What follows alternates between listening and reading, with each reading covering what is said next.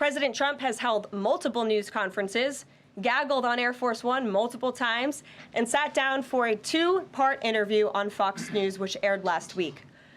As Politico summed it up best, Trump is everywhere again. And that's because President Trump has a great story to tell about the legendary American revival that is well underway.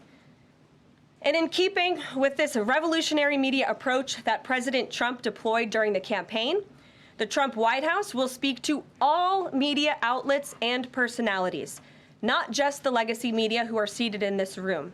Because according to recent polling from Gallup, Americans' trust in mass media has fallen to a record low. Millions of Americans, especially young people, have turned from traditional television outlets and newspapers to consume their news from podcasts, blogs, social media, and other independent outlets. It's essential to our team that we share President Trump's message everywhere and adapt this White House to the new media landscape in 2025. To do this, I am excited to announce the following changes will be made to this historic James S. Brady briefing room, where Mr. Brady's legacy will endure.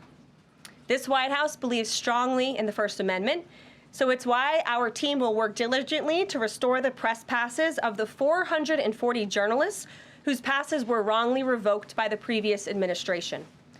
We're also opening up this briefing room to new media voices who produce news-related content and whose outlet is not already represented by one of the seats in this room.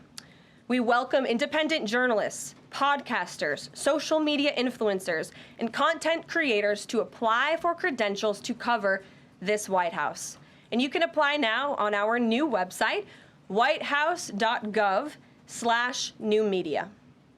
Starting today, this seat in the front of the room, which is usually occupied by the press secretary's staff, will be called the new media seat.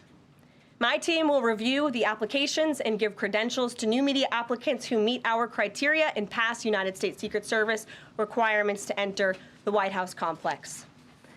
So in light of these announcements, our first questions for today's briefing will go to these new media members whose outlets, despite being some of the most viewed news websites in the country, have not been given seats in this room. I'm Steve Doocy. I'm Brian Kilmeade. And I'm Ainsley Earhart. And click here to subscribe to the Fox News YouTube page to catch our hottest interviews and most compelling analysis.